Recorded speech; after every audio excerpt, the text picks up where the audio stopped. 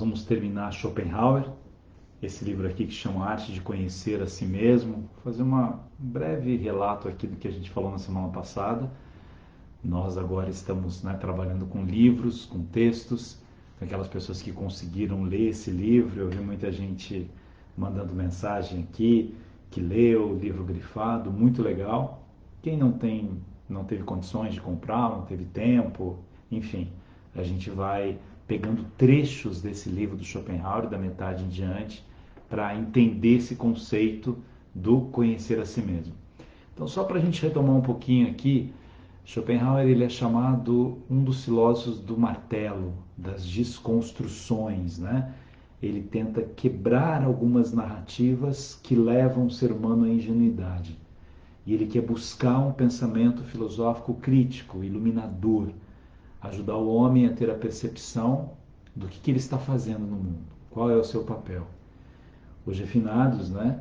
E eu sei que é dia de saudade, a gente não precisa do dia de finados para sentir saudade, a gente sente saudade sempre, mas talvez também seja um dia para a gente pensar na efemeridade das coisas, né? Nas despedidas, na morte, na consciência de que todos nós vamos morrer. Essa é a maior consciência que um ser humano pode ter, no despedir-se da vida.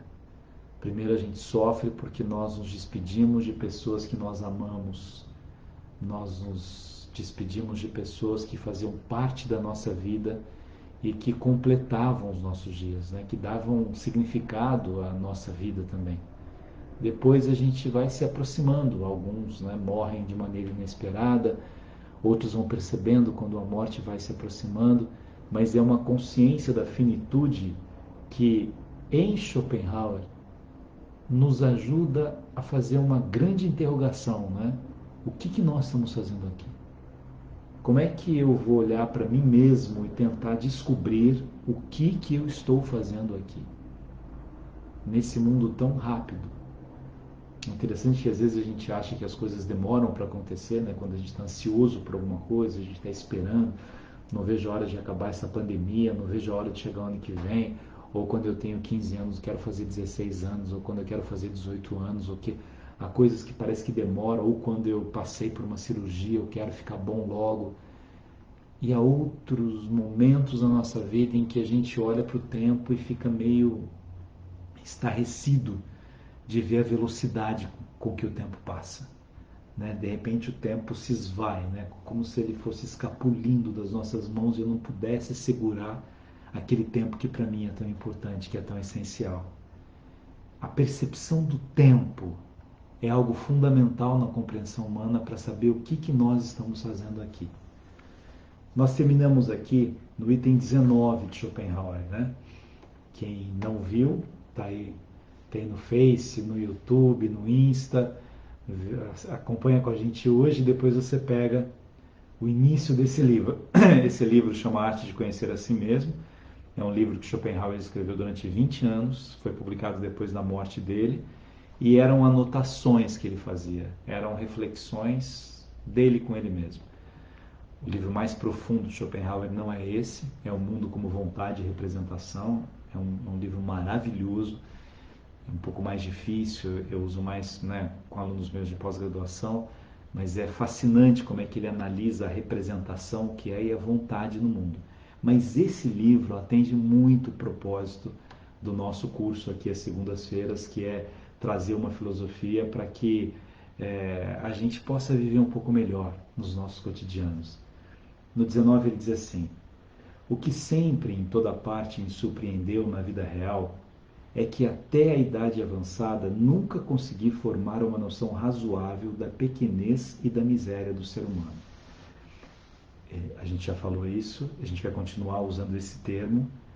Schopenhauer acredita numa miséria do ser humano, numa pequenez do ser humano.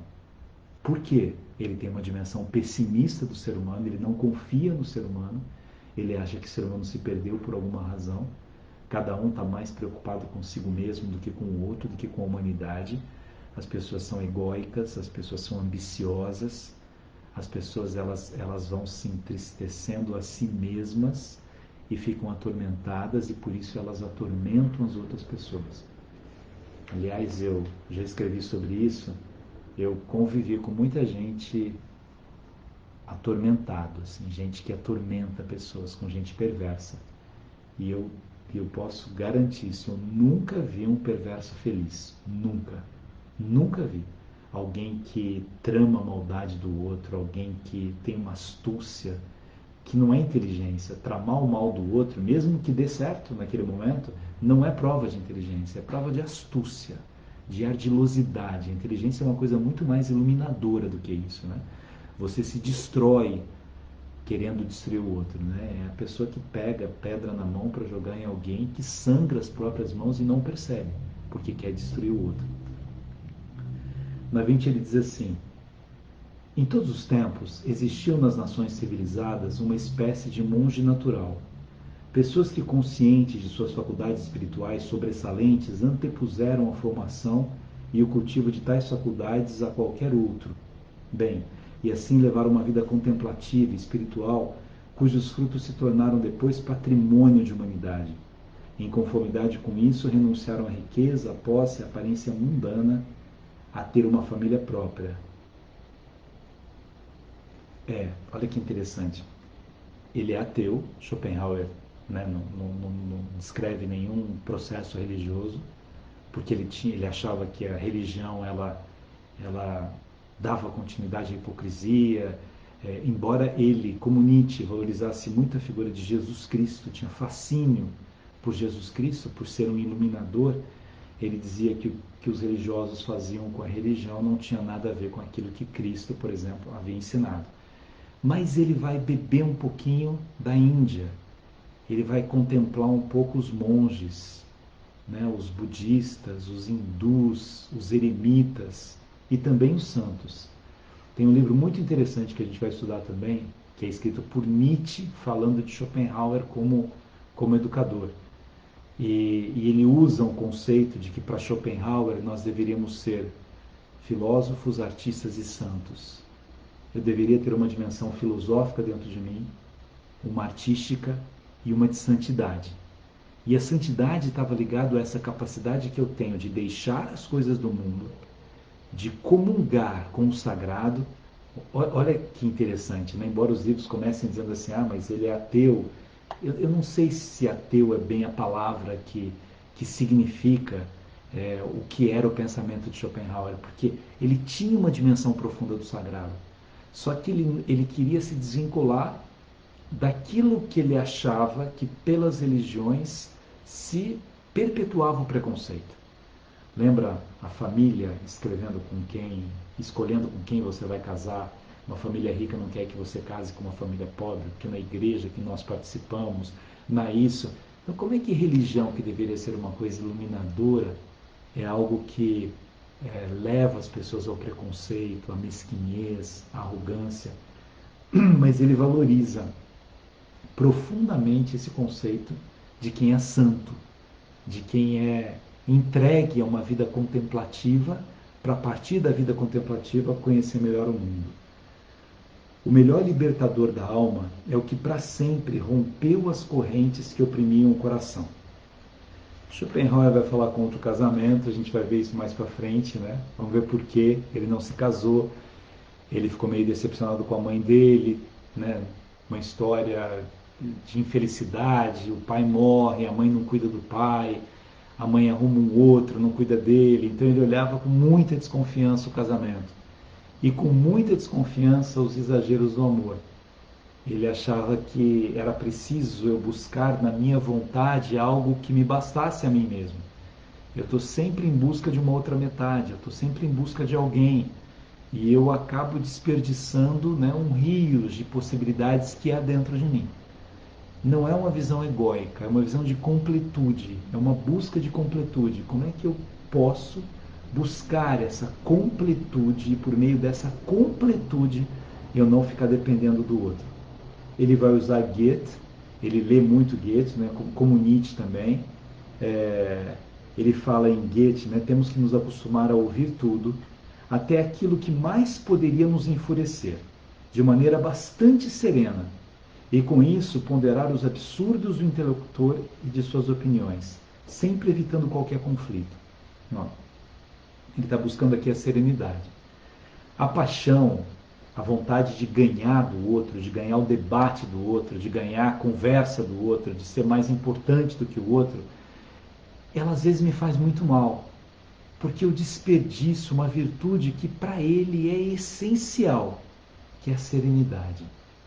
Ouça as pessoas, mesmo que elas estejam dizendo as coisas que para você sejam as mais absurdas. Mesmo que você discorde absolutamente do que está vindo daquela outra pessoa. Ouça com serenidade. No existir humano é preciso que você tenha uma abertura, inclusive para aquilo que é diferente de você. Até para que você possa concluir se aquilo que é diferente de você é melhor ou pior do que aquilo que é em você. Mas busque essa serenidade. Continuamente devemos manter o olhar direcionado ao todo, pois caso nos detenhamos no particular, com facilidade erraremos e obteremos apenas uma visão falsa das coisas. Não se pode julgar o curso de um rio a partir desta ou daquela curva. O sucesso ou fracasso do momento e a impressão que deixam não devem ser levados em conta. A partir da conduta dos outros em relação a nós, não devemos aprender e corrigir o que somos, mas antes aprender quem eles são. Jamais devemos ceder à vontade de falar apenas por falar, visto que a tagarelice torna-se fraqueza do coração. Então, vamos lá. Duas observações aqui importantes nesse pedaço. Primeira observação, serenidade. Ouça os argumentos do outro. E ao ouvir os argumentos do outro, compreenda que aqueles argumentos vêm das dores do outro, inclusive das minhas, disse ele. Eu acabei de dizer que ele tem uma desconfiança com o casamento por aquilo que ele viu dentro da casa dele. E ele diz isso. O que eu vi da minha mãe e do meu pai, o que eu vi da minha mãe com outro homem, me fez cada vez mais desconfiar do casamento. São pessoas que se colocam juntas sem uma razão de ser, na visão dele. Mas porque ele experienciou isso. Então, uma coisa é isso, assim. As pessoas vão te dizer coisas a partir das experiências delas. Não significam que servirão para você. Pode ser que sirvam, pode ser que não. Nós vamos acumulando traumas, de repente você conta alguma coisa para alguém e a pessoa ela vai dar a opinião dela com base nas vivências que ela já teve. Não por maldade, né? Às vezes a pessoa está dizendo por boa vontade, mas é o que ela acredita, é o que ela viveu, é o que ela sentiu, é o que ela experimentou. Por isso que é importante ouvir as outras pessoas, mas chegará um momento em que eu preciso ouvir o mais importante, que sou eu mesmo. Se a decisão é minha, se a escolha é minha, se o caminhar é meu, eu tenho que ter contato comigo mesmo. Então a primeira coisa é essa serenidade no ouvir as pessoas. E a segunda coisa é a tagarelice. Olha que interessante. Vou repetir esse pedaço. Jamais devemos ceder à vontade de falar apenas por falar, visto que a tagarelice torna-se fraqueza do coração. Minha gente, eu fico tão impressionado com a quantidade de pessoas que têm opinião sobre assuntos que não conhecem, de qualquer tipo de assunto. Você fala de eleição americana, a pessoa sabe tudo. Você fala de vacina, a pessoa sabe tudo. Você fala de emagrecimento, a pessoa sabe tudo. Você fala de budismo, a pessoa sabe tudo. Você fala de Bíblia, ela sabe tudo. De psicologia, ela sabe tudo. Tudo. Isso é tagarelice. Eu falo sem parar de coisas que eu não conheço, que eu não tenho profundidade. Eu, cada vez que eu vou dar aula, eu dou aula há muitos anos, né? Mesmo que sejam, que a matéria é a mesma, eu vou mudando a matéria. Esse livro aqui que eu estou trabalhando com vocês, eu já li muitas vezes, mas ele está todo grifado de novo, rabiscado, eu reli, porque eu penso assim, olha, eu tenho uma responsabilidade imensa, né? Vocês estão dando um tempo precioso da vida de vocês para me ouvir. Então vocês tiram aí, vou tirar 40 minutos da semana para aprender filosofia, então eu tenho muita responsabilidade com aquilo que eu vou dizer para vocês. Preciso me preparar para isso. Assim é a fala na relação com as pessoas. Eu não posso sair dizendo para alguém, não, toma esse remédio que é uma maravilha, né? Ou toma 10, né, chupa o limão por dia, não sei o que você vai emagrecer, ou faz isso, né? Coloca cocô de galinha, né? Esterco de galinha no cabelo, que cresce o cabelo. Sim, são coisas, né? Uma coisa é o folclore, a brincadeira, outra coisa é você dizer para as pessoas isso, elas acreditarem e fazerem aquilo que você está propondo. E você não teve a responsabilidade de refletir um pouco sobre o poder da sua palavra na relação com os outros. 21. Visto que com o aumento da intimidade diminui o respeito, já que a natureza ordinária costuma desprezar tudo que não lhes é difícil obter, então, contrariando a inclinação natural à sociedade, temos de nos esforçar por economizar ao máximo possível tal sociabilidade. A virtude, a essência, ela precisa respeitar um certo distanciamento. Olha que coisa interessante. Às vezes você fala assim, nossa, eu gostava tanto de fulano, aí fui viajar com ele, foi insuportável. Conheça bem alguém antes de viajar com esse alguém. Cuidado com o excesso de intimidade, né? Às vezes a gente perde a polidez porque acha que pode dizer qualquer coisa para outra pessoa. E a outra pessoa é um universo de sentimentos diferente dos meus. Pode estar vivendo momentos complexos. Então, o excesso de intimidade nem sempre é bom. O excesso de intimidade nos nossos tempos, né? Na época de Schopenhauer, naturalmente não havia redes sociais, sou eu me mostrando o tempo todo tudo que eu estou fazendo o dia inteiro. Os exageros, o fastio. A gente já falou sobre essa palavra, ela é importante para a filosofia. Fastio. Você está fastiado, você está cheio daquilo. Eu colocar foto o dia inteiro, né? Dessa pose, daquela pose, disso, daquilo. As coisas precisam ter um sentido. Tem que ter uma razão de ser, né? Tudo que é exagero demonstra, né, um expor de uma intimidade desnecessária. 23. É uma análise. Jamais encontrei alguém que em espírito e coração fosse de fato um ser humano. Nada encontrei senão miseráveis sofridos, de cabeça limitada, coração ruim, sentimentos vis. E aí ele coloca o Goethe como uma exceção. Então aqui continua o pessimismo dele em relação ao ser humano. Os seres humanos que eu fui conhecendo na vida me surpreenderam negativamente, diz Schopenhauer. Me levaram a desilusões, me levaram a tristezas. Pessoas que eu achava que tinham uma amizade comigo não tinham. Elas só tinham interesse, elas me descartaram no primeiro momento. Elas não tiveram compaixão, que é um dos elementos mais bonitos para Schopenhauer. Quando ele fala desse santo, o filósofo é o iluminador, né, o pensador, o artista é o inspirado, e o santo é o que tem compaixão. É alguém que consegue se colocar no lugar do outro, de sofrer aquela dor do outro, de estar junto com o outro, de ter essa percepção, quem é o outro, qual a importância do outro na minha vida. Mas diz ele que encontrou poucas pessoas assim. No 24 ele fala aquilo que eu já falei para vocês sobre o matrimônio, ele tem uma desconfiança grande do matrimônio, ele fala mesmo quem tem esposa e filhos tornou-se refém do destino, pois eles são impedimentos para grandes tarefas, sejam virtuosas ou infaustas. De certo, as melhores obras e as de maior valor para o público foram produzidas por homens solteiros e sem filhos.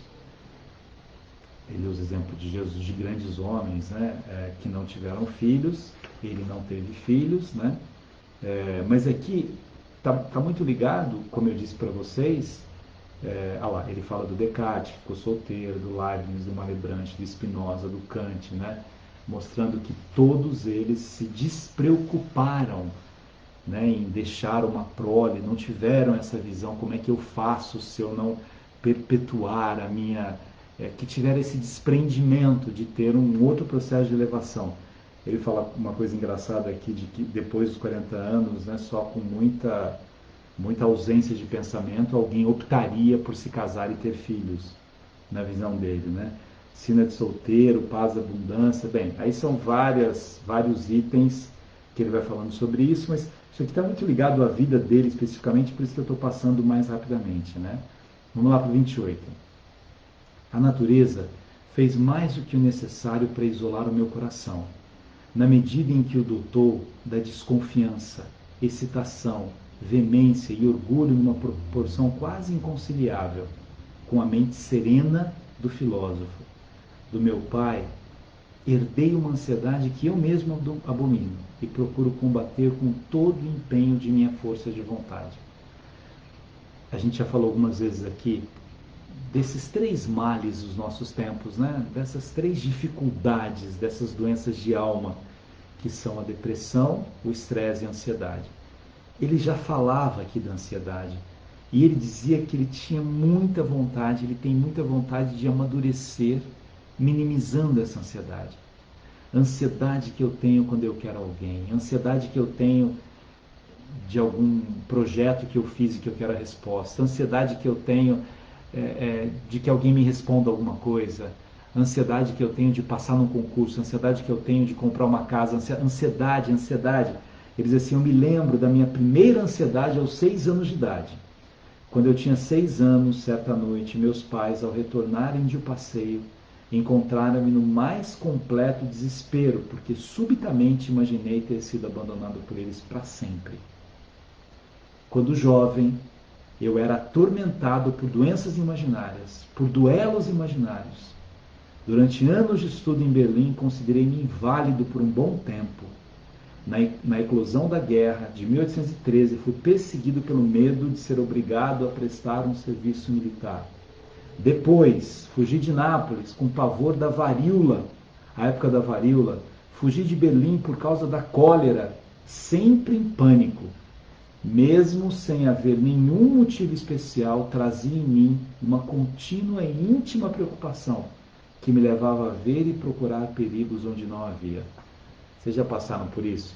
Ele está falando de cólera, de varíola, de coisas, né? Enfim, nós estamos no meio de uma pandemia, estamos lendo o livro de outros momentos de pandemia, quantos momentos a humanidade já teve medo diante de uma doença, né, que nos ameaçou. Mas ele traz aqui um outro elemento que é o imaginário. Eu vou imaginando que alguma coisa ruim possa acontecer. E imaginar isso, imagina essa criança achando que os pais não voltariam. O medo dessa criança. O medo desse adolescente de não ser amado, o medo desse jovem de ter que se alistar e ir para a guerra, o medo de um adulto de ficar doente, essas ansiedades todas que roubam a minha paz e que trazem mais sofrimento do que o sofrimento propriamente dito. Que depende se eu tivesse aquela doença que eu fiquei com tanto medo de sair no exame que é a úlcera, eu aumentei a minha úlcera de nervosismo de tanto medo que eu tive aquilo, e quando eu vi que eu tinha úlcera eu tratei e o sofrimento não foi tão forte como eu imaginava. Terminar uma relação, né? Você tem tanto medo de terminar a relação e você acha que você vai sofrer tanto com aquilo, tanto que você sofre mais antes pensando no que vai acontecer do que depois do acontecido. Muitos são uma amálgama de perversidade e estupidez, difícil de distinguir. Conheci muitos canalhas. Bem, em toda essa parte ele fala de novo sobre as pessoas que buscam a força e o poder o tempo todo, a tristeza das pessoas desperdiçarem a própria vida na perversidade. Nossa, é uma parte que eu acho fascinante de Schopenhauer. Eu repito o que eu falei agora há pouco. Nunca conheci um perverso feliz. E eu já conheci perversos, infelizmente. Nunca vi. Uma pessoa que mesmo contando que ganhou de outra pessoa, que destruiu outra pessoa, que humilhou outra pessoa, mesmo que ela queira parecer eufórica com aquilo que ela fez, não é felicidade. Ela não tem paz, ela está atormentada. É tão interessante isso, né? Eu já tive pessoas que me atormentaram na vida e eu acho que, graças a Deus, eu tive a maturidade de não revidar. Embora algumas pessoas próximas de mim sugeriam que eu revidasse. Não, agora faz você isso, agora que você conseguiu isso, você chegou nesse ponto que você pode se vingar, tal. Eu, graças a Deus, eu tive como uma iluminação, uma lembrança dos exemplos do meu pai, da coisa. Não faça isso. Quando você entra na lama para enlamear alguém, você também fica sujo com aquela lama. Então esse é um cuidado que a gente tem que ter e que ele aponta isso aqui. Cuidado com as pessoas que vão se levando pela perversidade. O prazer de destruir outras pessoas. 30. A diferença mais notável entre as pessoas da minha espécie e as outras reside em grande parte no fato de as primeiras terem uma forte necessidade que as outras não conhecem e cuja satisfação lhes seria funesta, do ócio livre, da liberdade para pensar e estudar. Se um homem como eu veio ao mundo, aparentemente só há uma coisa a desejar, que ele, tanto quanto possível, durante todo o tempo de sua vida, a cada dia e a cada hora, possa ser ele mesmo e assim viver para o seu espírito. Muitos filósofos posteriores a Schopenhauer, quando estudam essa parte da obra dele, vão construir uma filosofia da autenticidade. Olha, vou repetir isso aqui. Só uma coisa a desejar. Durante todo o tempo da sua vida, cada dia, cada hora, possa ser ele mesmo. Seja você mesmo, com a coragem de ser você mesmo, com as complicações, com as implicações de ser você mesmo. Talvez algumas pessoas não gostem de você por você ser você mesmo. Mas e aí? Eu vou deixar de ser eu mesmo para agradar alguém que vai mudar de opinião também, porque nem me conhece direito? Seja você mesmo. Eu vi às vezes, né, amigos meus preocupados com comentários, né, às vezes alguém na rede social, a pessoa fala uma coisa de religião, de política, futebol, enfim, e alguém fala, estou decepcionadíssimo, olha o que a pessoa falou de mim, por que eu coloquei isso? Uma pessoa que diz para você, estou decepcionadíssimo por uma frase que você colocou, nem conhece você, não sabe da sua vida, da sua história, está te julgando, e você está dando poder para essa pessoa também. Viva para o teu espírito. Consiga encontrar dentro de você essa força para ser você mesmo. Seja você mesmo. Um outro princípio que é forte nele, será forte em Nietzsche também, que é o princípio da singularidade. Você é único. Minha amiga, meu amigo, não tem ninguém igual a você. Você é único. Mas você tem que se encontrar com esse espírito seu mesmo, para que a sua vida tenha um sentido, para que você tenha voz e não seja um eco. Eu sou assim, esse é o meu jeito. Quando eu escrevi o Pedagogia do Amor, eu estava fazendo mestrado ainda. Não, estava fazendo doutorado, acho que tinha acabado o mestrado. E aí eu me lembro de algumas pessoas falando, não use esse título Pedagogia do Amor, porque você é respeitado na universidade, porque eu entrei muito cedo no mestrado, já não é 2 faculdades e tal. Eu falei assim, mas é o que eu acredito. Eu acredito que não tem processo educacional sem amor. Por que eu não vou escrever isso? Eu me lembro que vendeu muito, né? Pedagogia do Amor foi um dos meus livros que, né? Não foi, o Pequeno Filósofo vendeu mais, enfim. Mas foi um livro que vendeu muito. E alguns críticos, né, dizem assim, ele acha que para resolver o problema da educação é o amor, ele acha que assim, digo eu te amo, e o livro não diz isso, né? Eu tinha um outro livro também, a Educação e a Solução está no Afeto, que fala da habilidade cognitiva, social e emocional, e a mesma coisa, eu não li e não gostei, né? E era interessante isso, que eu tinha, confesso que uma preocupação maior talvez do que eu tenha hoje, né? Nenhuma arrogância hoje, mas o tempo vai ajudando a gente a compreender que algumas pessoas gostarão, outras pessoas não gostarão, mas é o meu espírito, é quem eu sou, é o que eu acredito.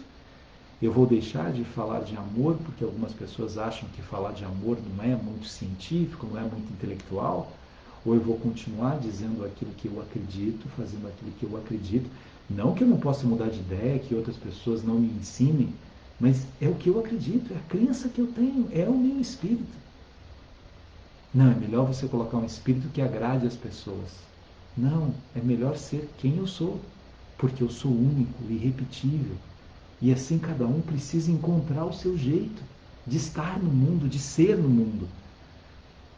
Todas as vezes que estive entre os homens, retornei-me menos humano, Goethe. É ele citando Goethe, para dizer o seguinte, olha, muitas vezes os encontros que nós temos com as pessoas nos desumanizam. Estranho isso, né?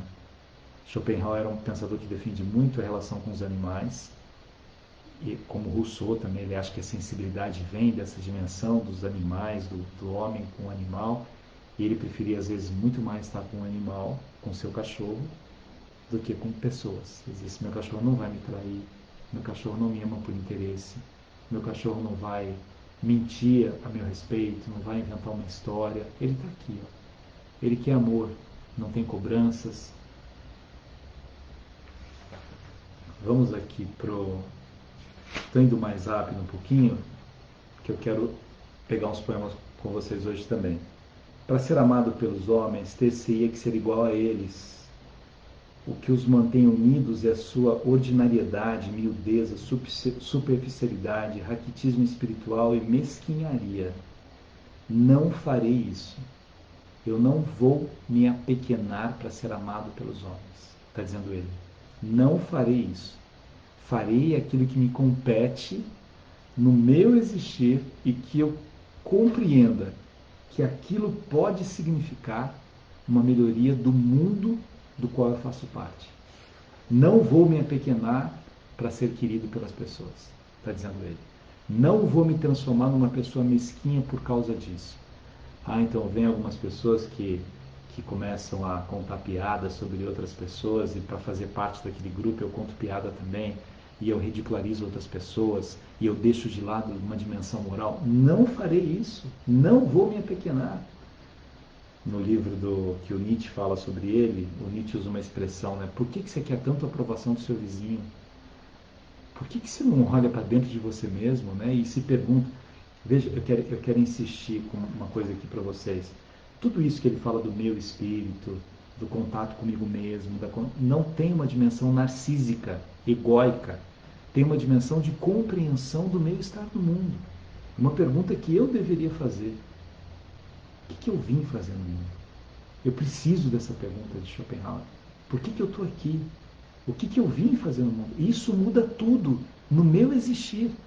Porque quando eu descubro o que eu vim fazer no mundo, eu vou deixar de dar importância para coisas que não têm importância.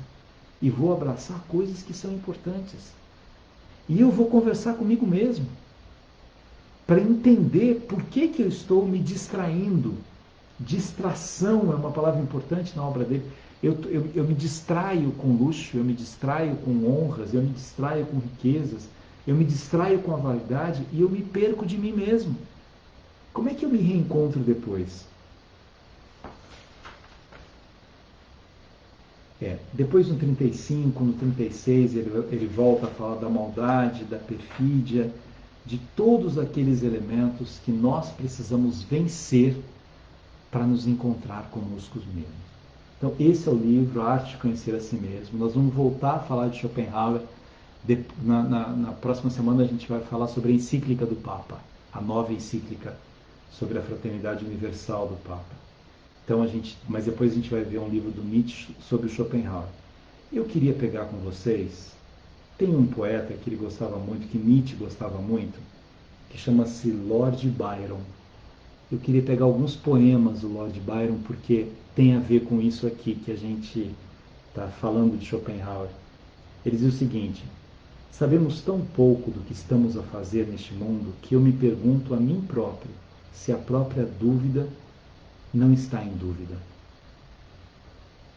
É difícil a gente parar e perguntar, né? O meu lugar no mundo, que eu estou dizendo para vocês. Como é que eu sei qual é o meu lugar no mundo? Como é que eu sei? Hoje eu estava falando com um amigo meu e ele estava falando, né, da saudade que ele tem, de um amor. Como é que a gente sabe se é amor ou se não é amor? Como é que a gente sabe se é carência? De repente, eu vivi uma história de amor e que foi dolorosa para mim, que foi invasiva de alguma maneira, que foi desrespeitosa, e aí o tempo passa um pouco, e aí eu volto e acho que foi lindo aquilo, e como é que eu sei se foi lindo ou não foi lindo? Não é simples. Pode ter sido lindo e eu estou achando que não foi, pode não ter sido lindo e eu estou achando que foi. Porque é difícil eu compreender o meu estar no mundo. O ser humano é muito complexo. Nós não somos uma rocha. Nós não somos um animal irracional que, de certa maneira, se satisfaz com algum dos elementos que compõem o universo. A nossa complexidade é muito mais profunda. Olha esse poema dele aqui, do Lord Byron. Não mais, nunca mais descubro em mim esse frescor do coração que cai. Como orvalho do mais longe confim, belas e novas emoções extrai. Como uma abelha o seu mel, enfim, pensas que o mel desses objetos sai? Não era neles, mas no teu calor que eu captava a doçura de uma flor. Não mais, nunca mais. Meu coração serás meu mundo, único universo. Outrora foste, hoje sem emoção, bênção ou maldição para o meu verso. Há muito tempo foi-se a ilusão. Sou insensível sim, mas não perverso.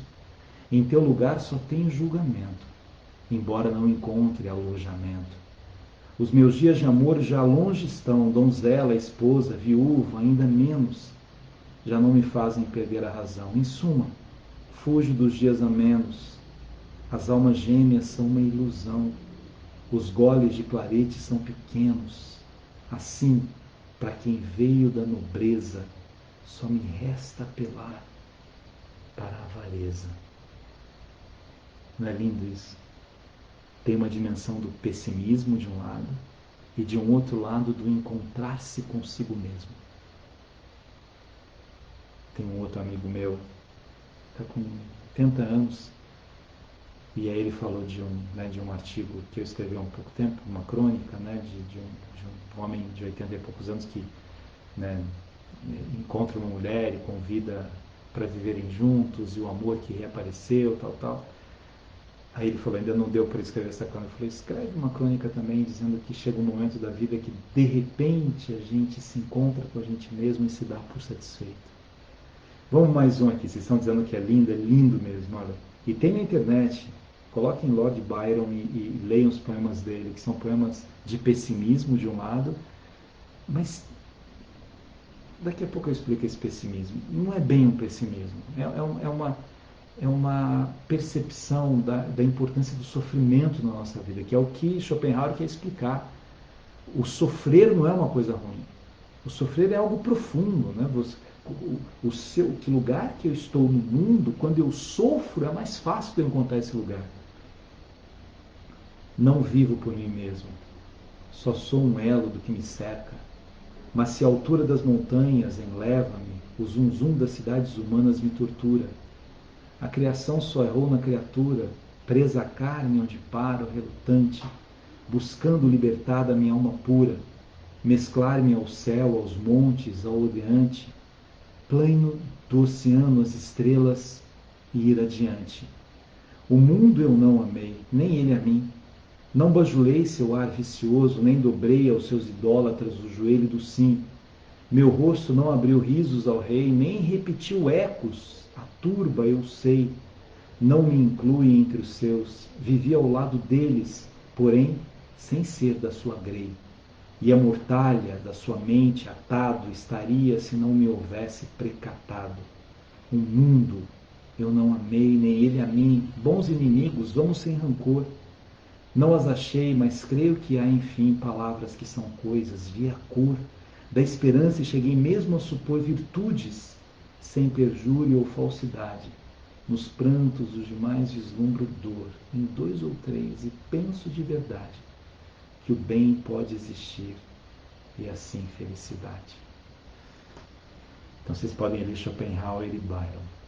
E eu queria terminar Schopenhauer falando sobre essa dimensão do sofrimento. Né? O sofrimento ele me humaniza, ele me traz mais próximo de mim, ele me ajuda a vencer as máscaras, a tirar as máscaras, a compreender o meu estar no mundo. Eu não preciso fugir do sofrimento. Eu só tenho que saber conversar com ele. Eu tenho que tomar um café com o sofrimento e conversar com ele e entender o que ele está trazendo para mim. Eu preciso, ao conversar com o sofrimento, ouvir o sofrimento, para que eu aprenda com ele, para que eu aprenda com essas dores que vão me rasgando e que trazem feridas que naquele momento eu também não compreendo, mas que de repente aquela cicatriz linda que ficou do sofrimento que se foi naquele momento me fez uma pessoa mais forte, mais reflexiva dela mesma. Nós estamos terminando, mas eu queria fazer um convite muito especial para vocês. Amanhã eu vou fazer uma live às 7 horas, mas não no meu Instagram, no Instagram da Caras. A Caras tem um projeto de pessoas inspiradoras. Alguns de vocês acompanharam a minha live com o maestro João Carlos Martins, que foi linda, né? Linda. Nossa, o maestro é uma história de vida. E amanhã eu vou entrevistar uma mulher notável, uma das maiores escritoras do nosso tempo, chama-se Nélida Pinon. A Nélida tem quase 90 anos, acaba de escrever um romance de 500 páginas. A linguagem da Nélida é fascinante, os sentimentos do mundo estão nos livros dela. É uma mulher que tem uma força de vida, uma garra, um entusiasmo. Ela é uma grande inspiradora. Eu queria muito encontrar todos vocês amanhã, 7 horas, no Insta da Caras. Vai ser da Caras. Depois eles colocam no YouTube também, mas eu acho que eu não consigo colocar no meu. Esse é um projeto deles lá. E assim, a cada 15 dias, mais ou menos, eu vou entrevistar uma pessoa. Foi o João Carlos Martins e amanhã essa grande dama, que é a Mérida Pinhon. Eu quero vocês lá. E estamos terminando. Um beijo para vocês. Eu confesso que hoje eu fiquei muito triste. Confesso isso, mas tomei café com sofrimento, tá vendo? Não, peraí, a live com a Mérida Pinhon, 7 horas da noite, 19 horas. Amanhã, 19 horas. Eu acordei, fiquei pensando na minha mãe, no meu pai, nos meus irmãos. Fiquei pensando na finitude. É normal que a gente sinta isso. E aí falei com meus sobrinhos, falei com meu irmão. Eu sei que muita gente também ficou triste. Eu coloquei uma foto da minha mãe, eu vi o carinho das pessoas, né? Pessoas que perderam pai ou mãe há algum tempo, que perderam filhos. Não é uma tristeza ruim. Não é. Definitivamente não é uma tristeza ruim. É uma tristeza. É isso. Não digo que é muito boa, né? Não sei quando a gente toma café com, é, com sofrimento e a gente aprende com ele, mas naquele momento vem um certo vazio dentro da gente, mas depois a gente agradece por todo o amor que a gente viveu, que essas pessoas tão lindas tiveram com a gente, né? Tantas palavras ecoam dentro da gente de uma maneira bonita de pessoas que nós amamos e que se despediram. É isso, minha gente. Um beijo. Hoje foi um dia saudoso, Márcia. Foi mesmo. Um beijo para vocês, Juju Pires, um beijo. Eliette, Holanda, Rosi. Estourei o horário hoje aqui falando muito, mas amanhã a gente vai se encontrar também, na cara, às 7 horas. Então hoje você perdeu seu pai? É isso, né? Eu também perdi meu pai, eu falava tanto do meu pai, mas eu ficava deitado no colo da minha mãe, finados, e a gente lembrando do meu pai. Hoje eu não tenho pai nem mãe para deitar no colo, né? Então é isso. Mas eu tenho eles dentro de mim, como vocês que perderam pessoas que vocês amam, também tem essas pessoas dentro de vocês, né? Isso vale muito. Um beijo. Segunda-feira a gente vai ver a encíclica do Papa Francisco. E amanhã eu espero vocês também às 7 horas lá para a gente conversar com essa mulher extraordinária que é a Mérida Pinho. Beijão.